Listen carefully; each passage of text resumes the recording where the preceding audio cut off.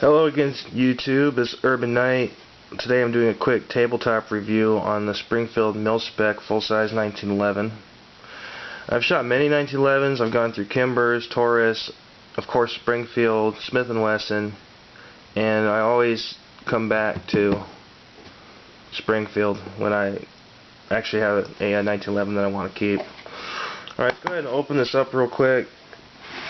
Let's see what we got inside here. We got a holster, which is kind of cheesy. I'm never a big fan of these little accessories that Springfield always sends. I mean, it's nice to have extra stuff that comes with it, but it's not really necessary. You got a magazine pouch, which I mean you could use if you want to. It's kind of cool. It has like an accessory rail on the side so you can hook stuff on there. I'd prefer aftermarket. Comes with two magazines. Okay, these aren't the stock magazines that came with it. I swapped the stock magazines out because for some reason high quality 1911 manufacturers, their magazines are usually crap. For some reason they'll make an excellent gun, but their magazines are crap. So I went out and I purchased Wilson Combat 47 Delta magazines, which if you own a 1911, I highly recommend these for pretty much any model. They come in various sizes, and they'll definitely up the reliability of your 1911 by quite a bit. Okay, you get your magazine, your manual, of course. You know, your basic gun safety: don't shoot yourself, don't shoot other people. Manual. All right. You get some Allen wrenches and a lock key, which I'll get to later. Of course, most Springfields come standard with a bore brush. The bore brush itself is nice. These are like a nylon bristles, but be careful when you stick this down your barrel because the tip can be sharp and you don't want to scrape up the rifling on the inside of your barrel there. Alright. This model also comes with these black plastic grips, which actually have a really good pebble texture to them, as you can see. They'll give you, if your hands are sweating or whatever, you need to get a quick, firm purchase on your handgun. These are good if you're considering carrying your handgun for like concealed carry. Alright, moving along to the actual weapon itself. This weapon has already been pre-cleared for this presentation, but I'll go ahead and clear it again just so that we can belay any fears any one of you might have had. Alright, safety's off. No magazine in the chamber, as you can see.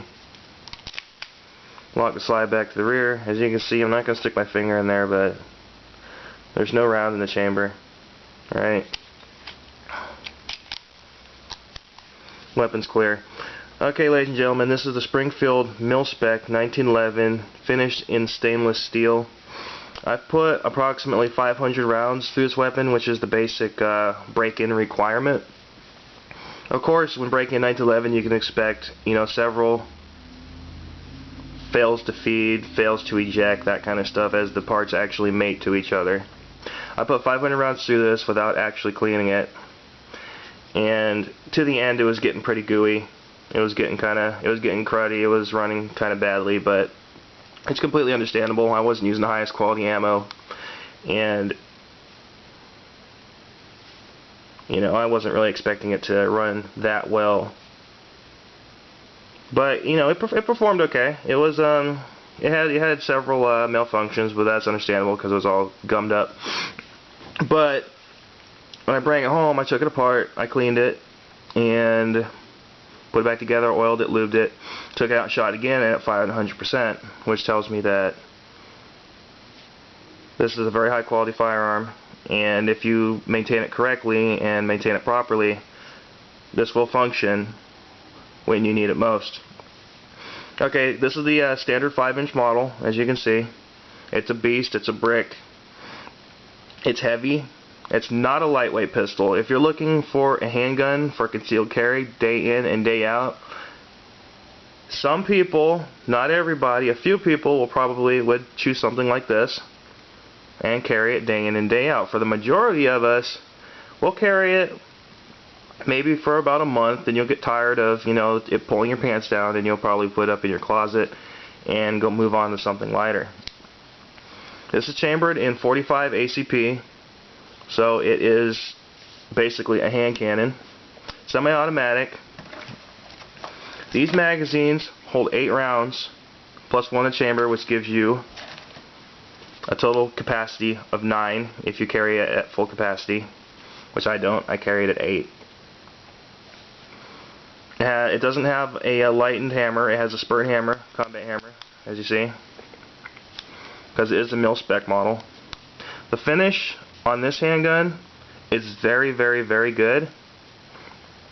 You have a matte stainless finish on top and a matte stainless finish along the bottom of the body. The sides are this mirror stainless, which show up fingerprints really well, but it's a very, very beautiful finish on this handgun. Excellent job.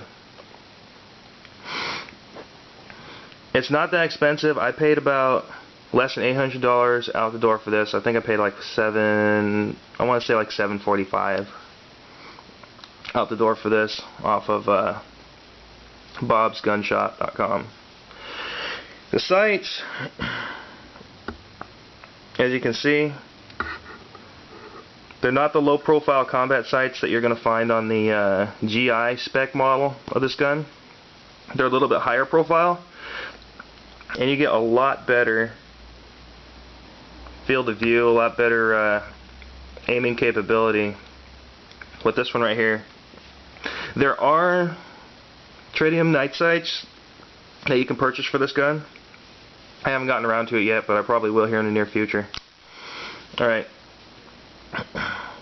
This weapon itself does not have the full-size guide rod like the Springfield TRP or some Kimber models do.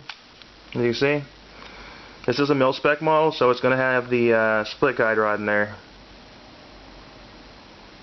Which, I mean, it doesn't affect me at all. This weapon is heavy as it is. If you took out the split guide rod and put in a stainless steel guide rod that brings out to like right here, all you're going to do is make this gun heavier than it is already. And trust me, this thing's pretty heavy.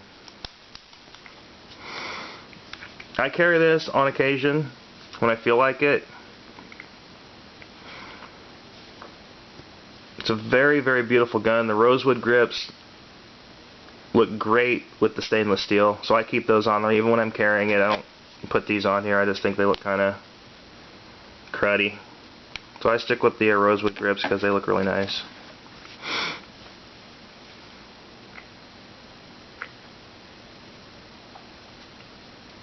If you're looking for a handgun for when crap literally hits the fan, I would definitely recommend this. If you're carrying a handgun when there's a high probability that you're going to use a handgun, then I would suggest carrying a weapon such as this. It's big, it's heavy, it's reliable, but it works. Okay? I'd rather have to shoot somebody in self-defense with a 45 1 or 2 times versus having to empty an entire magazine of 9mm. Okay? But that being said, this isn't my original choice for a carry handgun, but I do carry it on occasion. Very, very nice.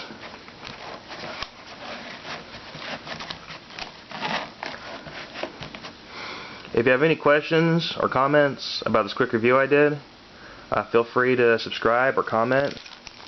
Thank you all for watching. This is Urban Knight, and I am signing off.